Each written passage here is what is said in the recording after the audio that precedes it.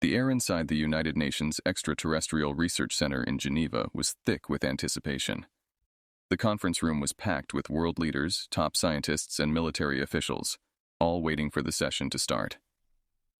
At the center of attention was Dr. Eli Turner, a leading xenobiologist renowned for his work on adaptive ecosystems.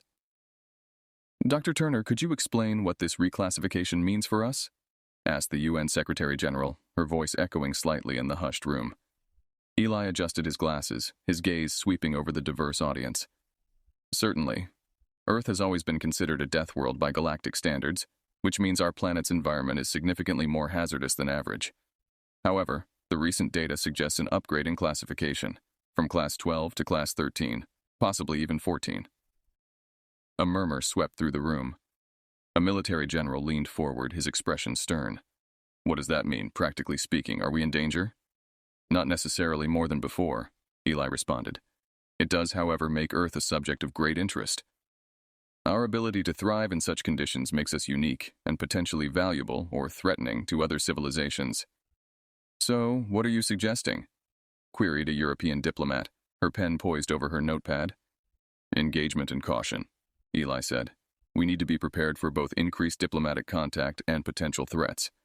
Other species may view us as a case study, or worse, a target for conquest or exploitation. The room fell silent, pondering his words. Suddenly, the large screen at the front flickered and displayed a live feed from Times Square, where a crowd was gathering around a strange, shimmering object. Is that what I think it is? The Secretary General whispered, tension rising in her voice. Yes, Eli confirmed, his heart rate picking up. It seems we have uninvited guests. That's a Zorathian vessel. Their technology allows them to make these kinds of entrances. As they watched, a delegation of tall, slender figures emerged from the vessel, their movements graceful and calculated. The world watched, breathless, as the aliens made their first contact in one of Earth's busiest locales. We need to address this now, the U.S. President said, standing up. Dr. Turner, you're with me. We're going to New York. Eli nodded, gathering his notes. We should approach with openness, but remain guarded. We have a lot to learn, but just as much to protect. As they left the conference room, heading to a prepared jet, the weight of humanity's future felt heavy on Eli's shoulders. This was a pivotal moment, not just for his career, but for all of mankind. The flight to New York would be short, but the journey Earth was about to embark on was beyond anything he had ever imagined. As the sleek government jet descended into the bustling energy of New York City, Dr. Eli Turner's mind raced with possibilities and potential protocols. The Zorathians had chosen one of the most iconic places on Earth for their debut, ensuring the world's eyes were upon them. We're approaching JFK, Dr. Turner, the pilot announced over the intercom. The situation on the ground is stable, but the area around Times Square is locked down tight by the Secret Service and NYPD. Thank you, Eli replied, peering out the window at the sprawling city below, lit up against the encroaching dusk. The moment they landed, Eli and the U.S. President, along with a team of advisors and security personnel, were rushed into a convoy of armored vehicles headed straight for Times Square. The tension in the vehicle was palpable. Everyone knew the gravity of the situation. As they arrived, Eli was struck by the surreal scene. The Zorathian ship, a sleek silver craft that looked like a blade sliced through space, stood silently in the heart of Times Square. Around it, barricades held back a sea of onlookers and media crews, their cameras and phones held high to capture the historic moment. Dr. Turner, you're up, said the president as they stepped out of the vehicle. Let's show them Earth is ready to talk. Eli nodded, adjusting his suit jacket before stepping towards the ship. As he approached, a delegation of Zorathians descended from the ship's ramp. They were tall and ethereally beautiful, with skin that shimmered like the surface of a calm ocean under moonlight. Their leader, who introduced himself as Ambassador Thalos, greeted Eli with a nod. Dr. Turner, we are aware of your work with xenobiological environments. It is a pleasure to finally meet an Earthling of such esteem, Thalos said, his voice a melodious echo that somehow carried perfectly over the noise of the city. The pleasure is mine, Ambassador, Eli replied, keeping his tone polite yet cautious. May I ask what brings you to our world? Thalos smiled, a gesture that seemed both alien and disarmingly human. Curiosity, Dr. Turner. Earth is a gem in the rough, a lush world thriving in chaos. We seek to understand how, and perhaps to share knowledge that might benefit us all. Their conversation was broadcast live, with the world hanging on every diplomatically exchanged phrase. Eli posed questions about Zorathian technology, culture, and, critically, their intentions. "We come in peace, Dr. Turner," Thalos assured, his eyes scanning the crowd. "We have much to learn from each other. What you call survival, we see as an art. Earth is resilient, and so are its people." As the dialogue unfolded, Eli felt a mix of relief and skepticism. The Zorathians were skilled communicators, and their interest in Earth was palpable. However, Eli couldn't shake the feeling that there was more beneath the surface of their smooth words. "Thank you for your openness, Ambassador," Eli concluded as the initial meeting wrapped up. "Earth, too, looks forward to learning from our neighbors among the stars." As the convoy whisked them back to a secure location for debriefing, Eli went over every detail of the encounter. The real work, figuring out the true purpose behind the Zorathians' sudden interest and ensuring Earth's safety in the burgeoning galactic community, was just beginning. The secure conference room was located deep within the United Nations headquarters, far removed from the prying eyes and ears of the world's media. Dr. Eli Turner sat across from the U.S. President and key members of the International Diplomatic Corps, their faces a mix of curiosity and concern. "Dr. Turner," began the President, "the Zorathians made quite the impression. What's your take? Can we trust their intentions?" Eli paused, choosing his words carefully. "They're certainly skilled diplomats. Their interest in Earth isn't casual, that much is clear. But whether their intentions are benign or not, that remains to be seen." Before further discussion could ensue, a new alert came through on the secure line. It was a communication directly from the Galactic Council, a conglomerate of advanced civilizations that governed large swaths of the Milky Way. The message was an invitation for Earth to send a representative to the Council's flagship for a formal dialogue and a potential offer. "This could be a significant opportunity," noted the British ambassador, her eyes narrowing slightly. "Or a significant trap." With consensus from the global leaders, Eli was appointed as Earth's representative. Within hours, he was escorted aboard a Zorathian vessel bound for the Galactic Council's flagship.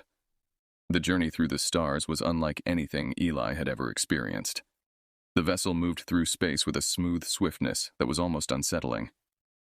Upon arrival, Eli was ushered into the Grand Council chamber, a vast circular room with representatives from various alien species seated around a massive holographic projector at the center. The chamber buzzed with a dozen languages, some spoken, some transmitted telepathically. Eli took his place at the designated spot, his heart pounding as the council's chairperson, a being known as Governor Urel, called the meeting to order. "Dr. Eli Turner, representative of Earth, welcome," Urel began, their voice echoing across the chamber. "Earth has captured the attention of the galaxy with its recent reclassification as a Class 13, potentially Class 14 DeathWorld. Your species' survival and adaptation skills are most impressive." Urel paused, allowing their words to resonate in the chamber. "The Council is prepared to offer Earth access to advanced technologies in exchange for the right to conduct detailed research on your planet's ecosystems and species." The offer was staggering. Technology that could advance human understanding by centuries was tempting, but the idea of allowing alien researchers to study Earth so intimately was fraught with risks. Eli responded with measured diplomacy. "Thank you, Governor Urel. Earth is honored by the Council's recognition and offer. However, any agreement must respect our planet's sovereignty and provide for mutual benefit." Discussions ensued, with several Council members voicing their support for the initiative, while others expressed reservations about integrating such a wild and unpredictable world into their fold. The meeting lasted for hours, with debates and negotiations stretching into the galactic night. Eli stood firm on protective measures for Earth's interests, negotiating terms that would ensure any technological exchange would not compromise Earth's independence or security. As the session concluded, a provisional agreement was reached, subject to final approval by Earth's governing bodies. Eli left the chamber feeling cautiously optimistic, but aware that the real challenge lay in convincing Earth's leaders and citizens of the merits and potential dangers of the Council's offer. The journey back to Earth was contemplative, with Eli preparing to navigate the complex web of international politics and public opinion. This was a new frontier, not just in space, but in the very essence of human interaction with the cosmos. Back on Earth, the atmosphere was charged as Dr. Eli Turner prepared for the most crucial briefing of his career. The global summit convened in a high-security room at the United Nations, where representatives from every nation awaited details of the Galactic Council's offer. "Good afternoon," Eli began, standing before the world's leaders, his voice steady despite the weight of the moment.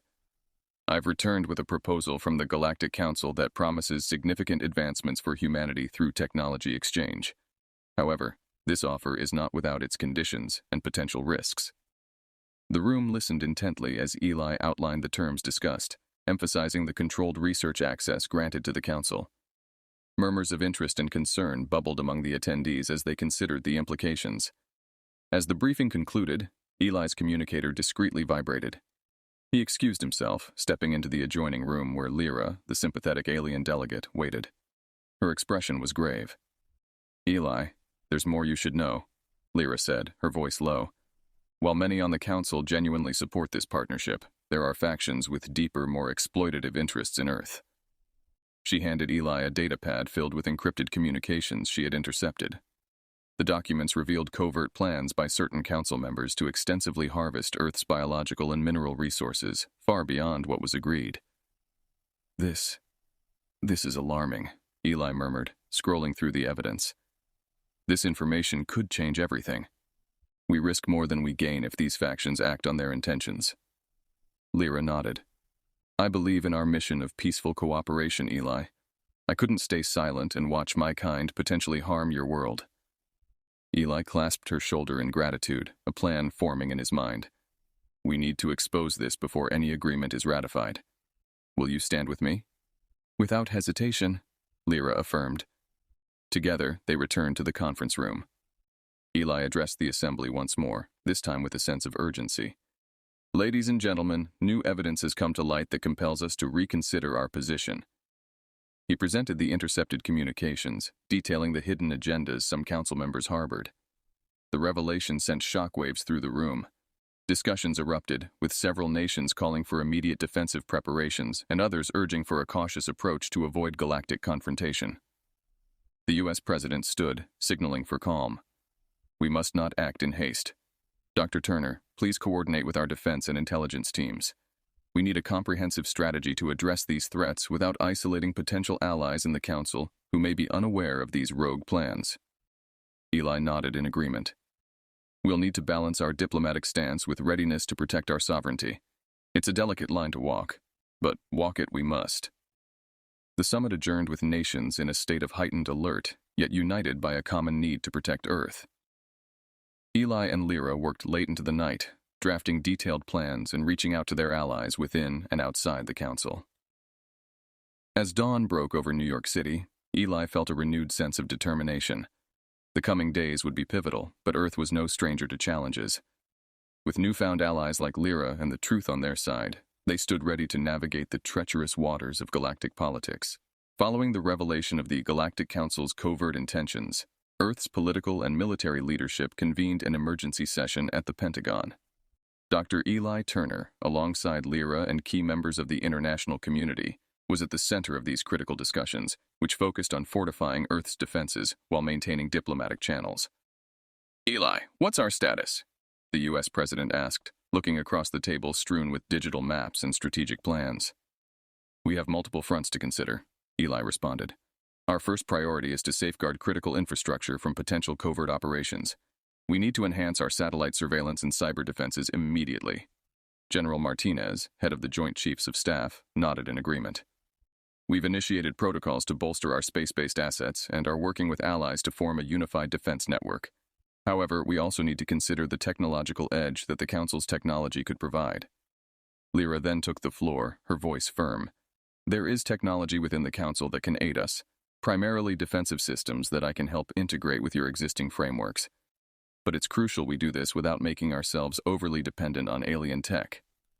The room agreed, and plans were set into motion to deploy advanced alien defensive technologies judiciously, ensuring Earth maintained control over its own security. As the meeting progressed, Eli received a secure message from his contacts within the Council, sympathetic members who opposed the exploitative factions. They offered covert support and valuable intelligence, confirming that not all members of the Council were enemies. "Let's use this to our advantage," Eli suggested. "We maintain open communications with these allies while preparing for any scenario. We can't afford to be caught off guard." The president approved, and a dual strategy of diplomacy and preparation was adopted.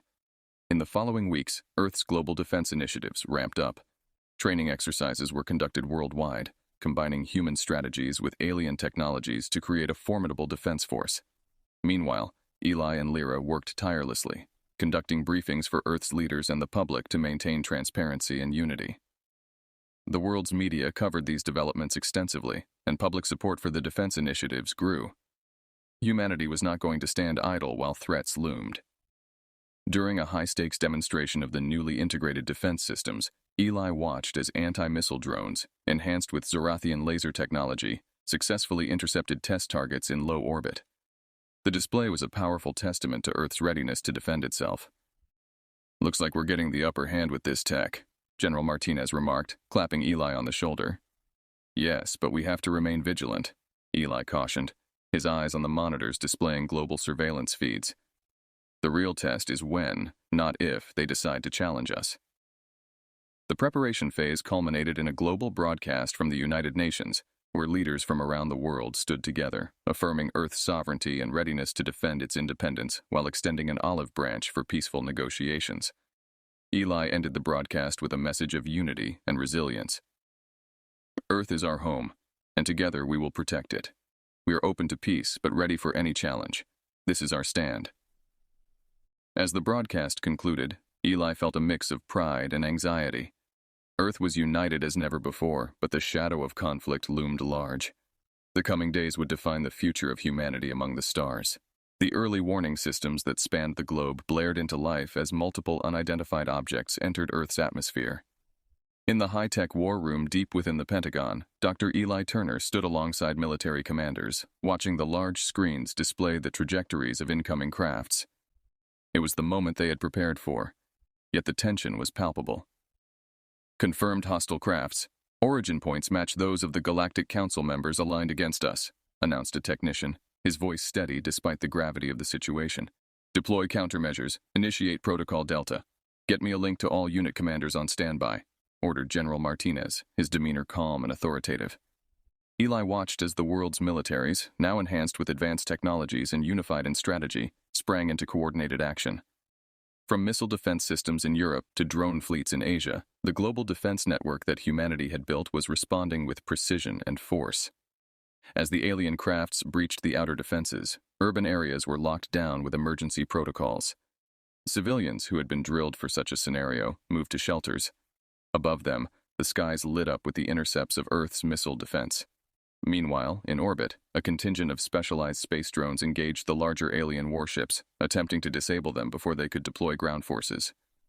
Eli watched, heart in his throat, as the feed showed one of the drones sacrificing itself to take out a Council warship's main gun array. "Ground teams reporting engagement," relayed an aide, her voice echoing in the tense room. Eli's focus then shifted to a live feed from the Amazon rainforest, where one of the alien crafts had crash-landed. The area, known for its difficult terrain, made it an ideal spot for testing Earth's adapted guerrilla tactics. "Switch to visual feed from Amazon Command," Eli instructed, needing to see the situation unfold firsthand. The screen flickered to show a chaotic but organized battlefield. Human forces, using the dense foliage to their advantage, were engaging alien ground troops. The soldiers, equipped with armor that mirrored the Zorathian design but enhanced by human engineering, moved with agility and coordinated precision. "This is Amazon Command. We've engaged the enemy. They're tough, but we're holding our ground," reported the field commander, gunfire and explosions punctuating his report. "Keep pressing, and watch for aerial reinforcements. We have drone squads en route for air support," Eli responded, knowing the importance of maintaining momentum. As the battle waged on Earth and in the heavens, back in the war room, Eli and the team received a surge of data from their allies on the Galactic Council who opposed the war. This intelligence included critical vulnerabilities in the enemy's warship designs, information that could turn the tide. Armed with this new knowledge, Earth's forces adapted their tactics. Orbital defense platforms, previously holding in reserve, began targeting these vulnerabilities, leading to significant damage to the invading fleet. Hours into the conflict, as reports of victories began to outweigh those of setbacks, Eli allowed himself a moment of cautious relief. But he knew the war was far from over. The initial invasion might have been repelled, but the Council's resolve would not be so easily broken. "Prepare for the next wave," This battle was won, but the war continues. Eli addressed the room, his voice firm, rallying his team for the ongoing fight. Earth stands united, and we will protect our home. As the teams around him nodded in agreement, working tirelessly to coordinate Earth's defenses for the challenges ahead, Eli felt a profound sense of responsibility and determination. Earth had shown its strength and resilience, but the path to lasting peace was still fraught with danger. In the wake of Earth's initial successful defense against the Galactic Council's assault, Dr. Eli Turner found himself aboard the command ship in Earth's orbit, overseeing a bold counteroffensive. The newly discovered vulnerabilities in the alien warships, thanks to the intelligence provided by their Council allies, had given humanity a fighting chance to turn the tide. Update on the fleet's status, Eli commanded, his eyes scanning the large tactical display that showed a map of Earth and the surrounding space. Sir, our modified torpedoes have been effective. 4 enemy ships have been disabled in the last hour alone, reported Admiral Chen, the fleet commander. However, the enemy is adapting quickly. We need to keep the pressure on. Eli nodded, his mind racing with strategies. Launch the next wave of drones. Target any ships that show signs of mobilizing for another strike. We can't give them a chance to regroup. As the Earth's forces engaged the enemy in space, Eli's attention turned to a daring plan to disrupt the alien command structure. A targeted strike on their flagship, currently positioned behind the moon. This mission, if successful, could significantly cripple the enemy's coordination capabilities. We have the element of surprise. They don't expect us to take the fight directly to them, Eli explained to his team, outlining the plan. Special Ops is prepared for this. It's time to execute Operation Lunar Strike. The team consisted of elite soldiers trained for exactly this kind of mission. They boarded one of the few stealth shuttles, designed with technology adapted from the Zorathian designs, and set off for the moon. Back on Earth, in the war room, leaders and military commanders from around the world watched as the shuttle made its silent journey across the space, avoiding detection by the enemy's sensors. Eli, though miles away, stayed in constant communication, coordinating support and receiving real-time updates.